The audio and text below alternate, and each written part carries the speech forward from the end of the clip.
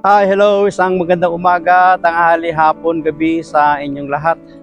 Tayo po muli ay tutunghayin ng ating pagbasa para naman sa araw ng Martes, April 16, 2024. Hahanguin natin sa mabuting balita sa Ebanghelyo ni San Juan, Kabanata 6, mga talatang 30 hanggang 35. Noong panahong iyon, sinabi ng mga tao kay Jesus, "Ano pong kababalaghan ang maipapakita ninyo upang manalig kami sa inyo? Ano po ang gagawin ninyo?" Tanong nila. "Ang aming mga magulang ay kumain ng mana sa ilang ayon sa nasusulat. Sila'y binigyan niya ng pagkain mula sa langit, dugtong pa nila." Sumagot si Jesus, "Dapat ninyong malamang hindi si Moises ang nagbigay sa inyo ng pagkain mula sa langit, kundi ang aking Ama. Siya ang nagbibigay sa inyo ng tunay na pagkain mula sa langit, sapagkat ang pagkaing bigay ng Diyos ay yaong bumaba mula sa langit at nagbibigay buhay sa sanlibutan." "Ginoo," wika nila, "bigyan po ninyo kaming lagi ng pagkaing iyon." "Ako ang pagkaing nagbibigay buhay," sabi ni Jesus. "Ang lumalapit sa akin ay hindi na magugutom, at ang nananalig sa akin ay hindi na mauuhaw kailanman." Pagpalain ng Diyos ang pagkabasa ng kanyang mabuting balita. Ang atin pong refleksyon or pagsasadiwa ay hahanguin natin sa Aklat ng Simbahay 2024. "Bigyan po ninyo kaming lagi ng pagkain yun."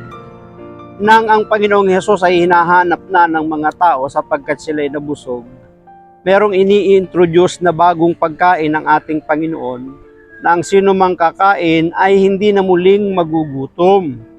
Kaya yung mga tao nagkaroon ng interest, ano ang sabi?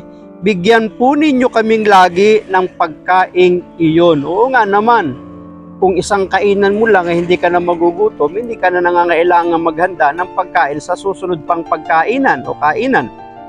Tumbok ni Kristo ang kanilang nasa loob.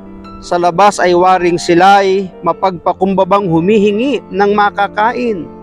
Ngunit sa loob ay hindi na matinag. Ayaw nilang lubayan ang hindi nila pagsampalataya kay Kristo. Kumbaga, may bias na sila laban kay Jesus. Tingnan po ninyo, minsan ganun talaga ang tao eh. Kahit anong gawin mong mabuti, maganda, kapag masama na talaga ang tingin sa'yo, meron na tinatawag na pagiging bias. Hindi na mabuti yung iyong ginagawang kabutihan para sa kanila. Hindi na nila matanggap. Ano kayang mararamdaman mo kung halimbawang talus mo na ang iniisip ng isang taong nagpapanggap na may kailangan sa iyo, kung halimbawang talus mo na ang iniisip ng isang taong nagpapanggap na may kailangan sa iyo, ngunit sa katotohanan naman ay wala palang tiwala sa iyo? Masakit, hindi ba? Totoo naman eh. Ang lahat ng mabubuti na ginagawa mo, pagtulong, kung alam mong rejected ka nila, hindi ka nila tanggap, hindi ka nila pinagtitiwalaan, ay masakit talaga sa kalooban, di ba? Tila nais mong prangkahing, ano ba tayo dito? Naglulukuhan, o di ba? Buti sana kung taos-pusong may hinihiling, bigyan mo na'y wala pa ring tiwala sa'yo. Kung hindi siya magtiwala, siya nang may kagagawan nun. Kasi hindi niya ninanais na umunawa. Kaya nga kahit anong kababalaghan, iniintindi na lang ng Panginoong Yesus ang mga tao nung kanyang panahunan, pero sa mga taong nagtitiwala sa kanya, patuloy pa rin siyang gumagawa ng himala. Sa isang may pananampalataya, sapat na ang isang himala. Kahit wala pa, bukas kasi ang diwat puso niya. Ngunit sa isang walang pananampalataya, walang biglang, walang bilang ng mga himala ang sasapat. Totoo yun.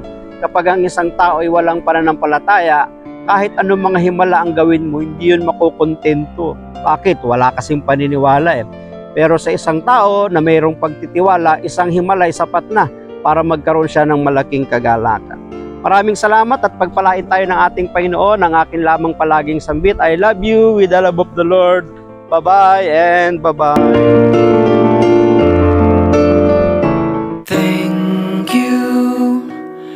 Thank you for your smile.